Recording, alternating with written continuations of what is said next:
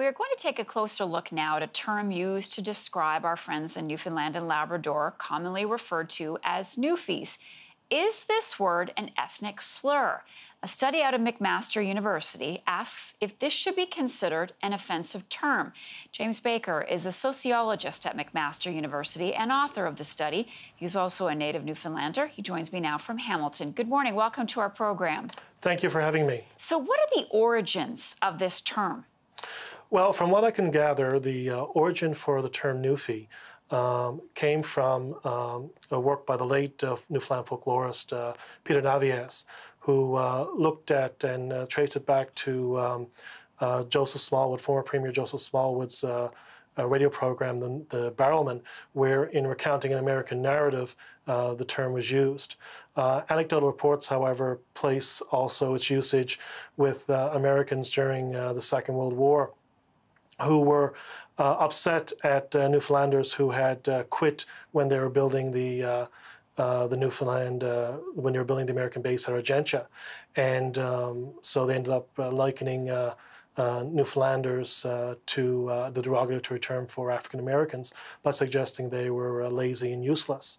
And in fact, research has also shown that there was a memo from the federal government, the Prime Minister's office, during the negotiations with the Newfoundland delegation in 1949, that they were not to use the term Newfoundland, weren't to use the term Newfie because it was considered derogatory, and that they were to use the term Newfoundlander. How do people in Newfoundland feel about this term? I think it's very much a mixed bag. Certainly the research that I did with 30 Newfoundland youth varied from they found it offensive to they didn't find it offensive to, well, it depends on the context in which it's used. And has the meaning, do you think, changed from one generation to the next? I think it has. Certainly the youth that I spoke to talked about how they felt that from the perspectives of either their parents or their grandparents who grew up in the 60s, 50s, 60s, 70s, and 80s, perhaps found the term much more offensive than current generation. So what are you going to do with your research now? Well, the hope is well, I'm presenting it tomorrow at the Qualitatives here in Hamilton.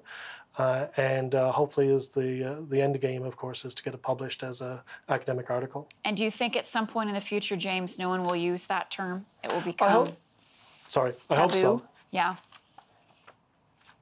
All right, James Baker, sociologist at McMaster University. Thank you for your time. Thank you for having me.